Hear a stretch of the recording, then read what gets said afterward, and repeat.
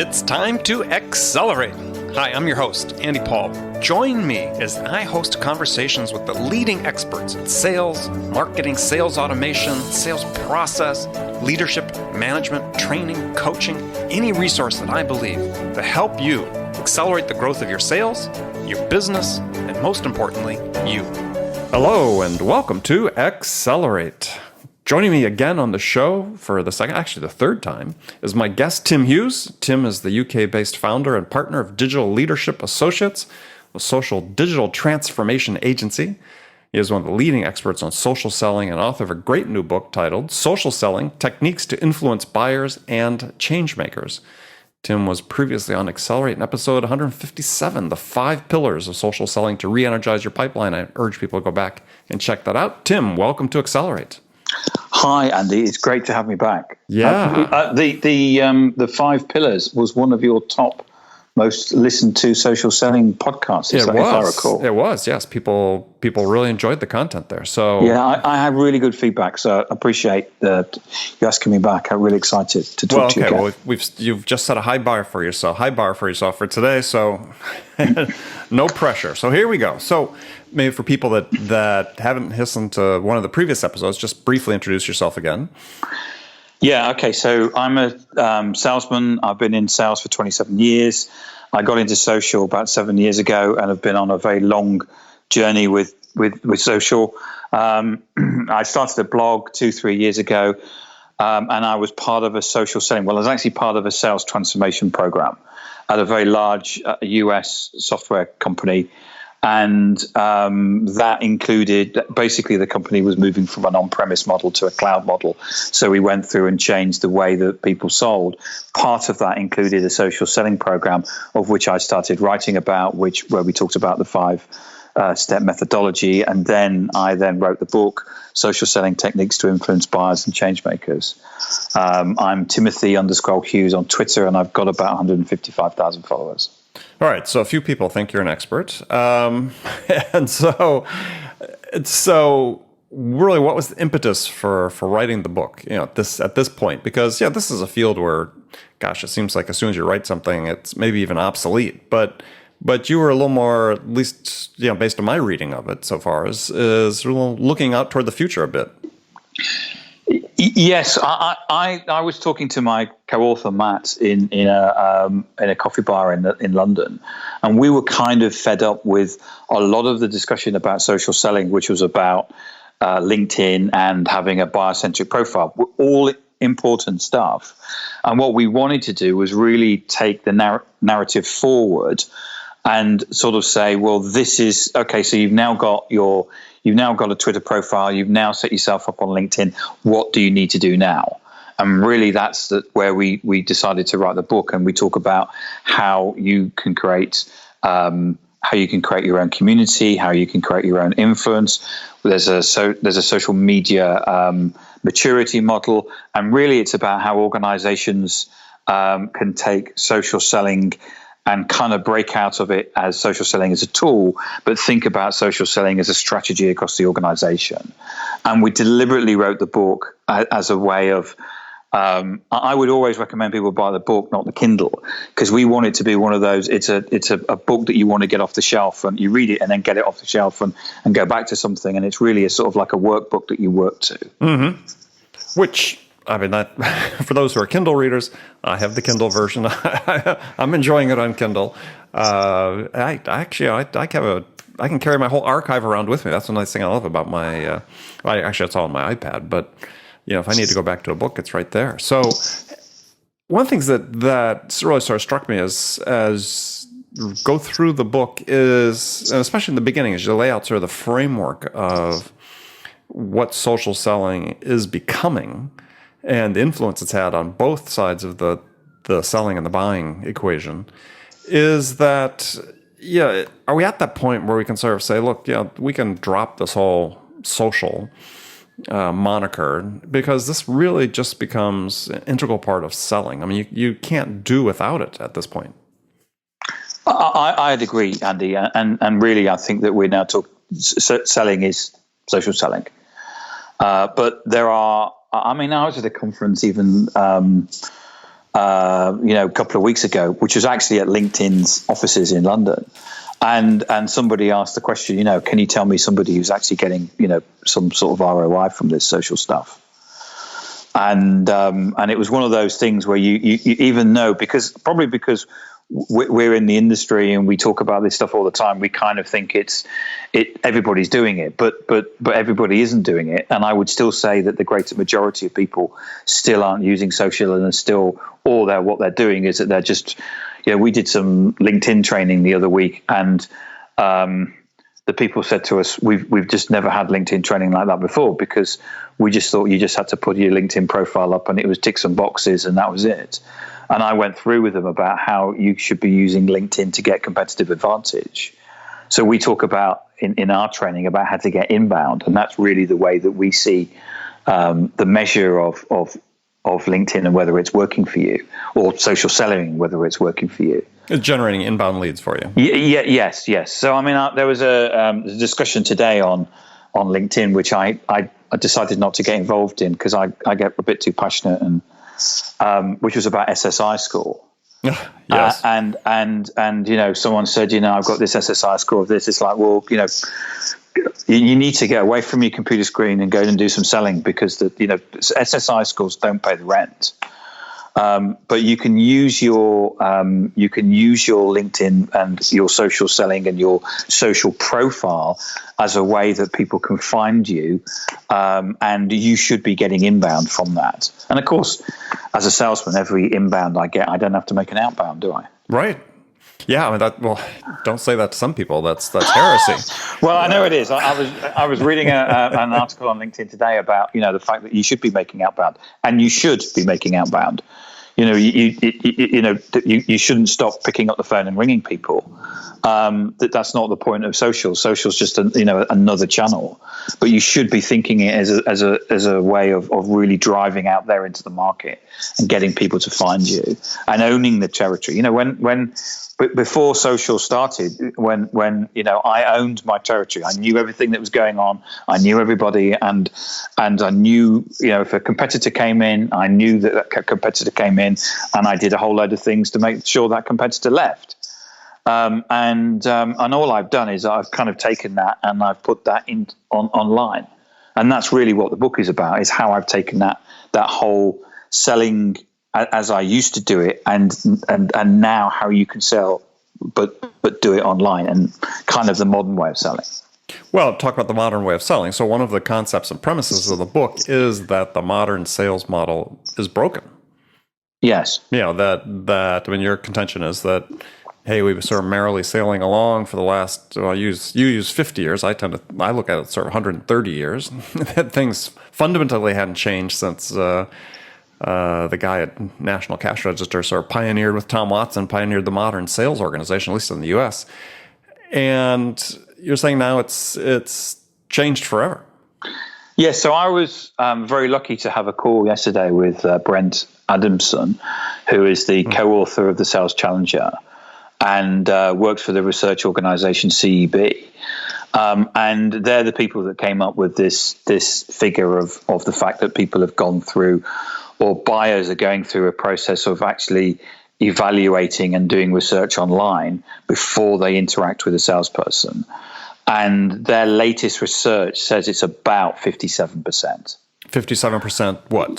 So people are going about 57% of the way through the sales cycle before they contact a salesperson. Which still remains hugely contentious, because you have Serious Decisions and others coming out with their research saying, BS. It's ground zero for most prospects. They're not even aware of the opportunities until a sales rep proactively reaches out and touches them. Well, yes. So actually in the bonus with my book, there is some bonus material, which is available on the Kogan Page website, and in that I talk about what I talk about is a relationship funnel.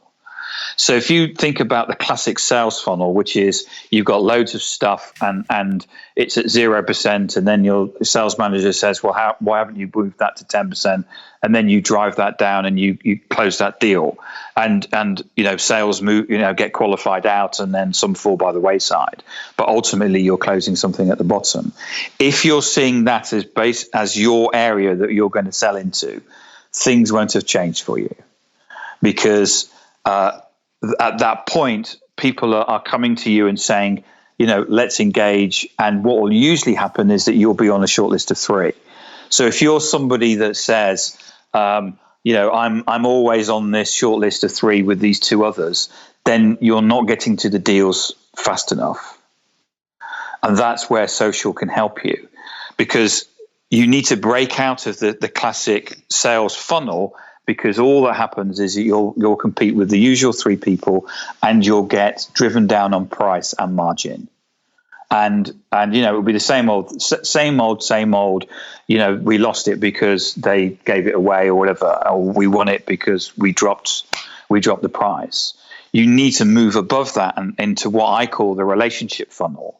Some people have come up with different names for that, but that's where you're moving out of the traditional sales funnel onto social, because that's where your customers are, and that's where you're engaging with people or getting people to find you on social. And then what you can do is use your great sales skills to actually close things down before the competition. Okay. Well, I mean, it also has the benefit of giving you more ample opportunity for creating awareness about who you are. Yes. As opposed to the rifle shot outbound prospecting. Yes, and so for I've been teaching a telesales team how to use social, and really that's about you're on the phone, and as you phone somebody up, one of the questions is, can I link to you on social media, on LinkedIn? And then LinkedIn provides you with a perfect nurture program. So rather than using a Marketo or an Eloqua or an Acton or something like that to actually nurture people, you can do it within your own social profiles. So an ex-colleague through the content you publish and share. And so right. If you're putting out interesting content, and I know people that are, I'll give you an example. An ex-colleague of mine, sales guy, I worked with him. He was a new sales guy, and over 3 months, we wrote his LinkedIn profile, and he's selling into the education market, which in the UK is public sector, which is government. There's always been this thing in government, and I've done my time in selling into government, which is where they put out these terribly thick ITTs that you have to respond to, and they say, right, RFPs, right? RFPs, yeah, and we're putting out the tender. You now need to respond to it, and the person with the best one wins. And we all know that that's not actually the case. As soon as they put the tender out, you need to work out some way of actually getting into the organization and actually controlling the sale, or getting people to understand what you're doing. And this person was in an ITT situation, and he put some content out on LinkedIn, which was, I've been getting him to think about some thought leadership pieces, to break down some infographics, put some interesting stuff around education, and building up as a thought leader in his own territory. And he put something out on LinkedIn, and somebody within the CFO, who was a decision maker on this particular tender, liked his piece on his post on LinkedIn.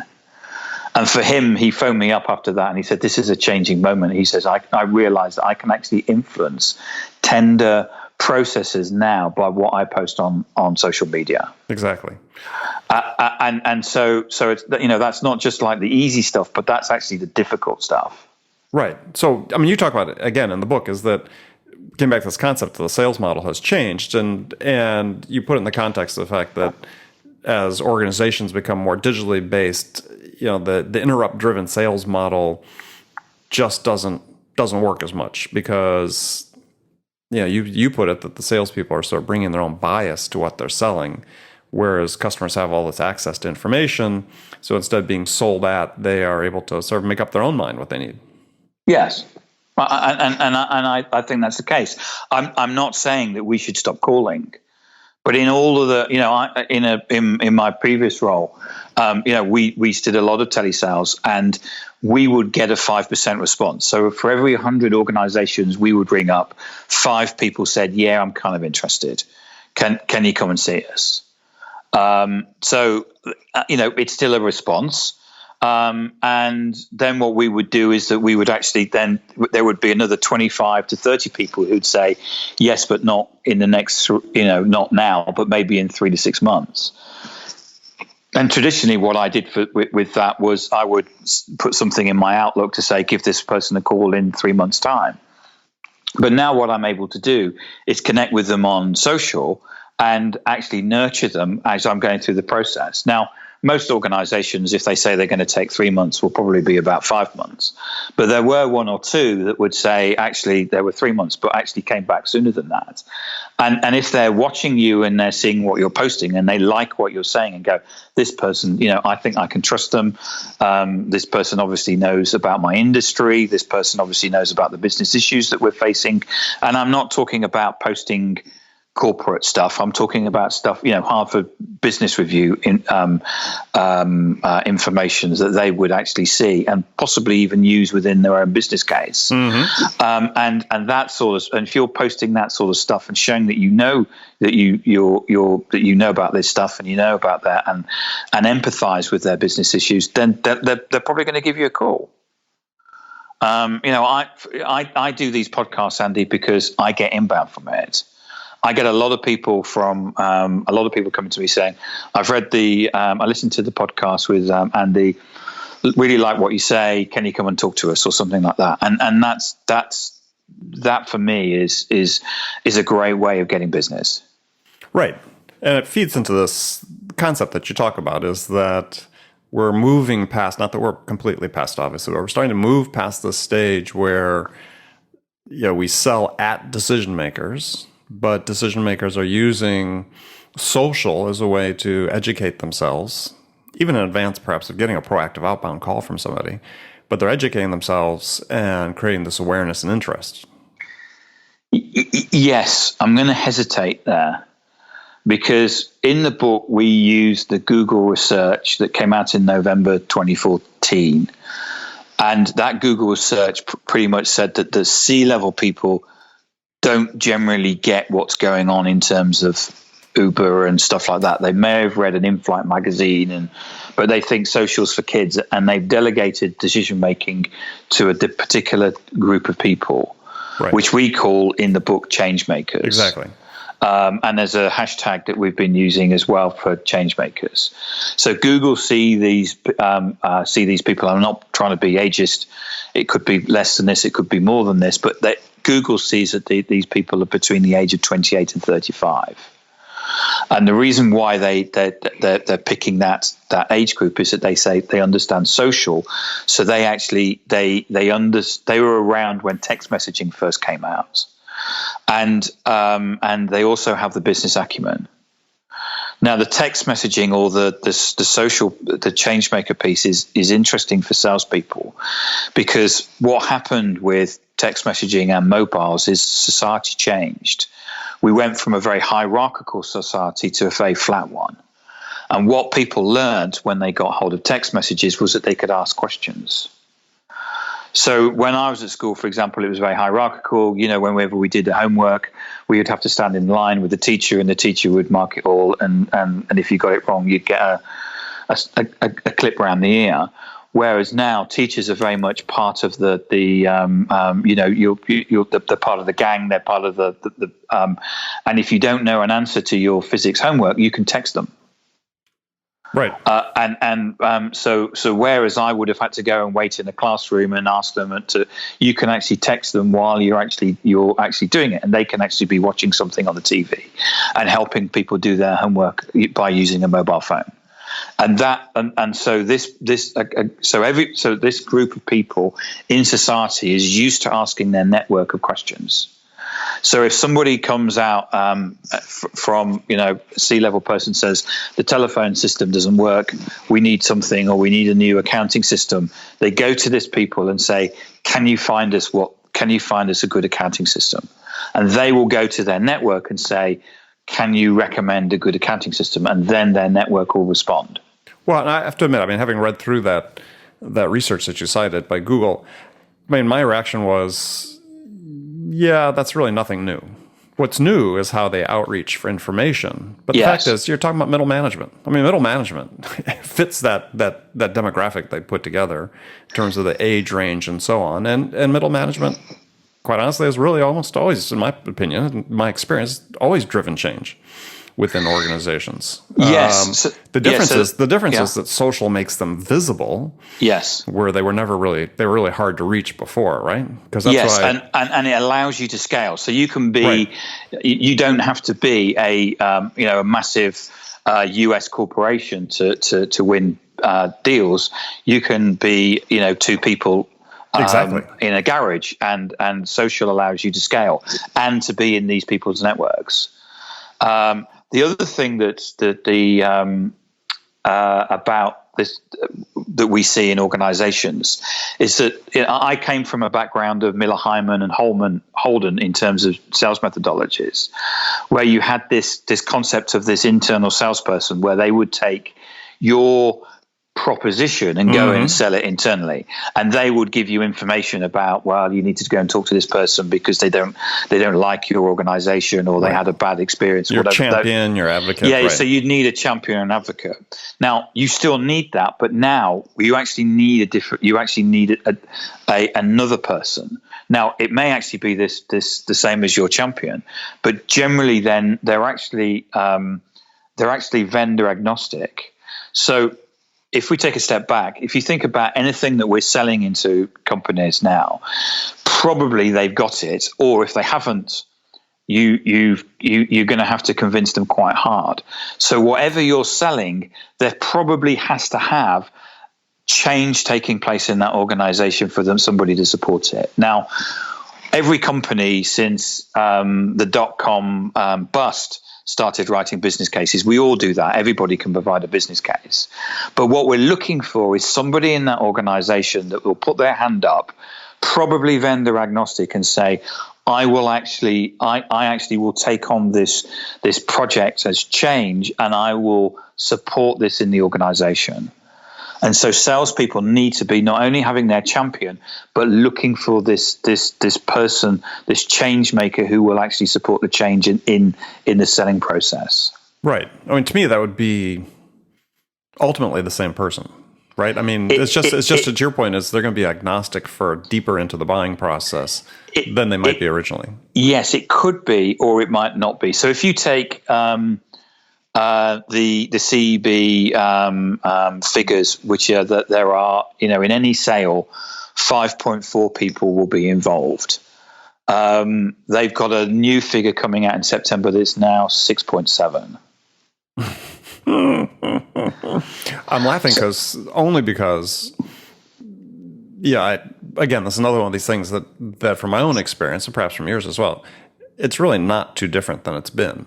It's always been like that, right, Andy. I've always explained to salespeople that at the end of the day, there is a committee meeting where they get together and they say, are we going to pick supplier A or B?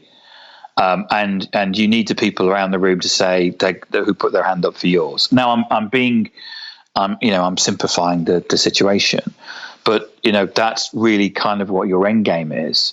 But what I think from the evidence that I'm seeing is that I'm seeing that sales cycles are shortening, but buying cycles are getting longer. So the customer is spending more time actually doing the research. And as a number of people will say to me over LinkedIn, well, they need to talk to me because and when they come to me, they're completely confused. They may well be. And they may actually need a salesperson to actually sort it all out. If you're selling a 200 million outsourcing deal to a big bank, you're going to have a different relationship to somebody who may be selling, a networking membership for $5,000. But at the end of the day, when people are going out and actually looking for these things, that things have got so complex because there's not only that there'll be the person that will be the supplier outsourcing deal at $200 million, but there will also be 10 cloud vendors that say, well, why would you want to do that? You might as well just get a whole new cloud platform, and you can buy this platform and this platform and this platform. So the amount of choice that customers have now, certainly in the IT industry and in lots of industries, has got more complex, which is why people are taking longer, or the buying process is taking longer. Right. But you make this to this point, which I think is actually really one of the essential points of the book, is that the perspective to look at social selling is really more as a different way of buying. Yes. That people, it's social media, creating a different way for customers to gather and evaluate information than they were using previously. Yes. So as a salesperson, traditionally what you did was you pushed, and what you need to be doing now is pulling, and you need to be putting out content or information that will educate your buyers. And that's completely different from going out and there saying 30%, special offer 30% this week. There's a company in the UK that sells furniture, and the joke is that they every week they have a sale, to the point where nobody believes them anymore. They just go there and they buy it, but they know that they'll always say that this offer ends this week, and they go, no, you're going to have one next week. Yes, you're going out and you're teaching people, and the classic would be the 10, if you're selling telephone systems, the 10 things you need to know about buying a telephone system, and in that you interweave your unique selling points and your value proposition, like we've always done. But if you think about when we're going out and buying, if we don't know anything about telephone systems, what we want to happen when we go to Google or find your content is to actually be educated and go, yeah, I never thought about that before. Yeah, I need to get call holding, or I've not thought about voicemail. Yeah, that's probably really important. But then the next step, though, and you talk about this in the book, that I think is important for people to understand, is that yeah, they may have done the search on Google for certain capabilities or certain content, but then they may also go out and query their social networks about what their experience has been, evaluating, procuring this type of product. And if you're a sales rep and you've got a territory and you're listening on social, suddenly this creates information and intelligence for you. Yes, and there's also a side around, which I talk about in the book, about creating community. Now, if we think about the house where I live in London now, we moved here about 18 months ago. And when we moved in, the first thing we said to our neighbors was, do you know any good window cleaners? And do you know a good cleaner? And do you know a good gardener? And we all got recommended people. And one of the things about community is that immediately is not only that you start getting inbound, but you also start getting recommended. And the great thing about community, if your community is strong, and I see this amongst my community of 155,000 followers, is that people will make recommendations, and they don't expect to get a monetary gain from it. So, and you'll see people helping people as well.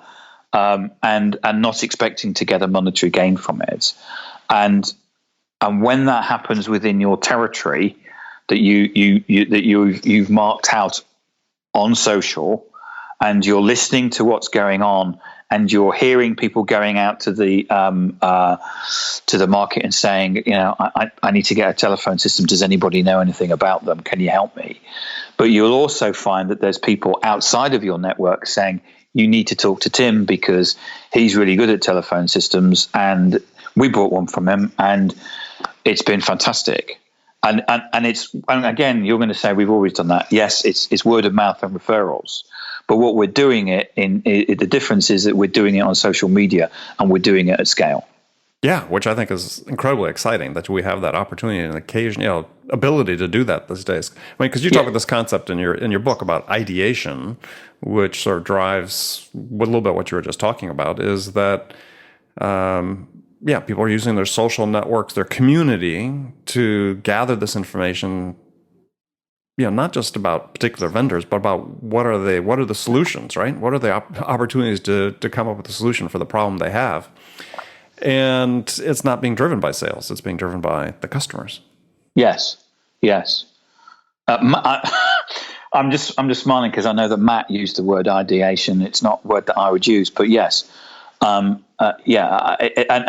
that's something that we've seen as being, has been a change, that the customer now is in charge of the buying process, and it doesn't matter how the salesperson may try and get in control of it. At the end of the day, the customer the shift in power has taken place. Right. Yeah, and I think we've seen that happening, and we've all made the comment that the buyer's in charge and been doing that for several years, but it's becoming increasingly the case.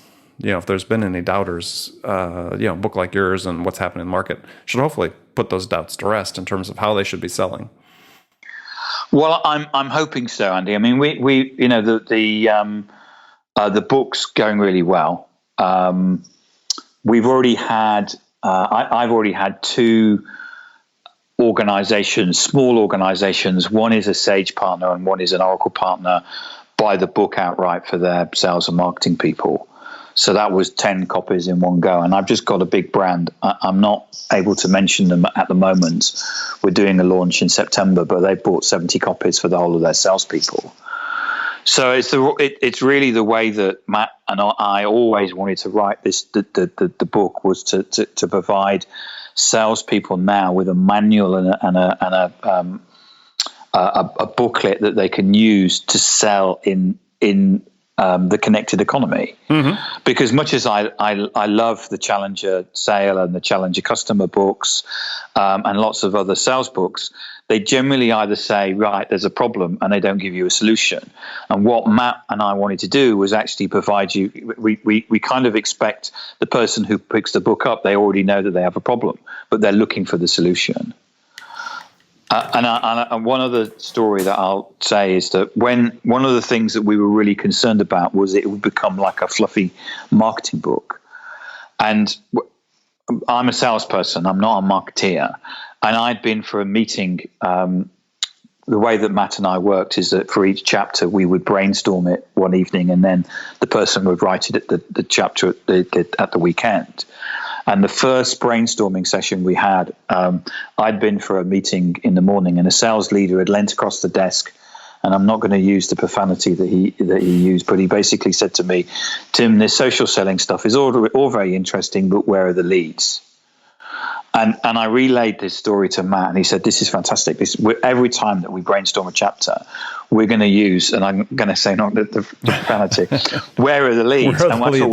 And we would sit, in the evening, we would brainstorm a chapter, and then we'd say, "Okay, I think this is a bit fluffy. Okay, so how can we monetize this? How can we actually get leads from this? How can we actually be using social to help people progress? And how can they actually be winning business?" And so the book is about selling, and marketeers should actually read it because I think they need to understand now. We need to be thinking about marketing and selling together.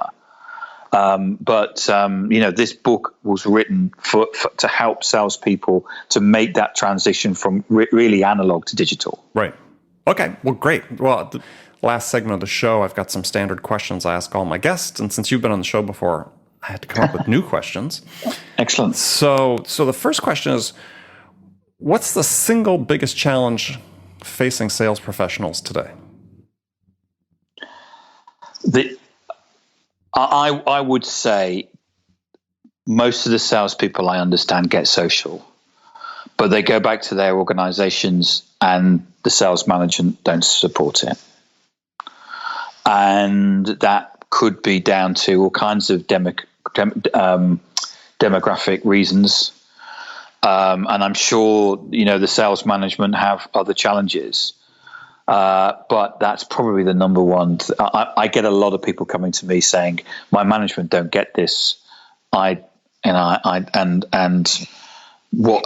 I do to change it? Okay, so that was the follow-up question. What's the most important piece of advice you'd give that sales professional about that challenge? Okay, so I'm going to plug the book. So in the book, I do actually talk about how you can pitch.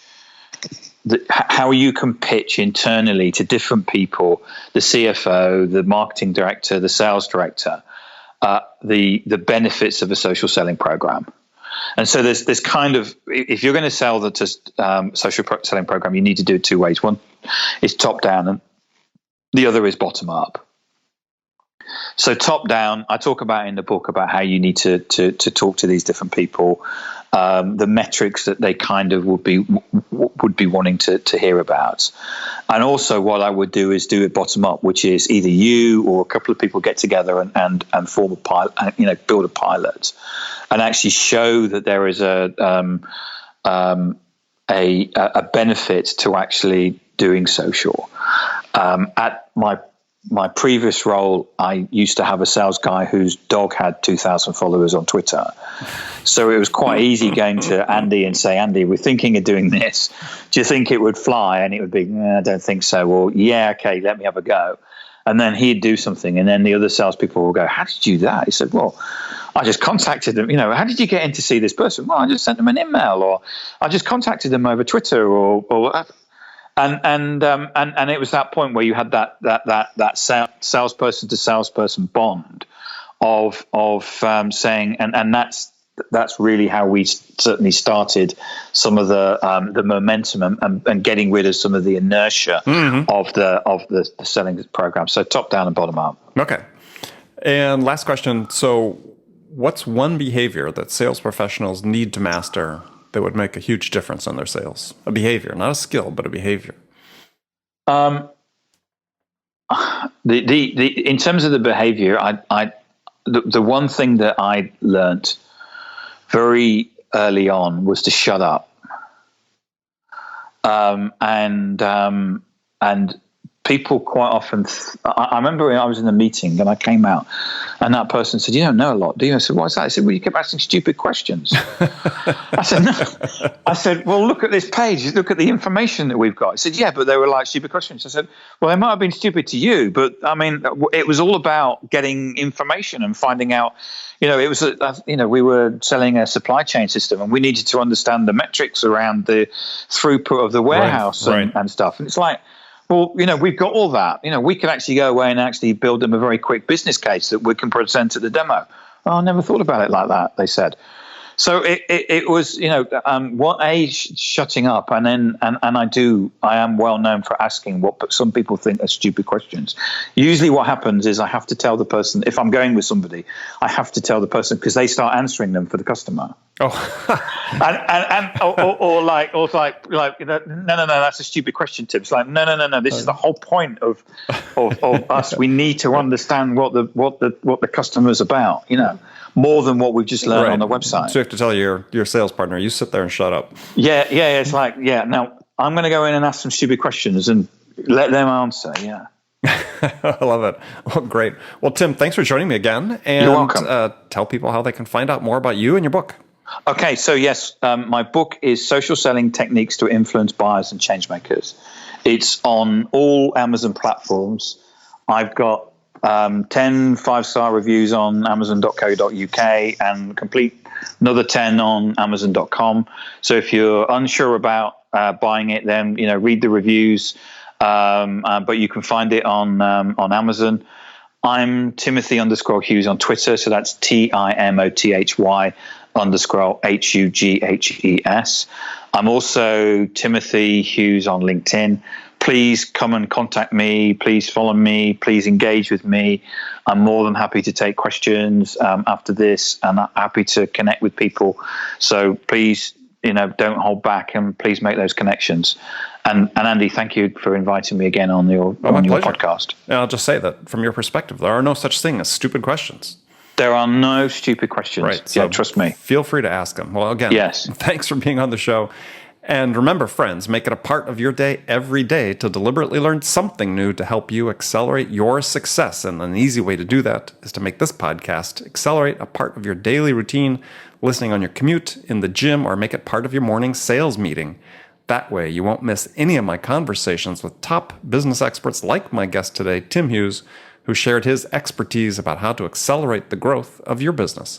So thanks for joining me. Until next time, this is Andy Paul. Good selling, everyone. Thanks for listening to the show. If you like what you heard and want to make sure you don't miss any upcoming episodes, please subscribe to this podcast on iTunes or Stitcher.com. For more information about today's guest, visit my website at andypaul.com.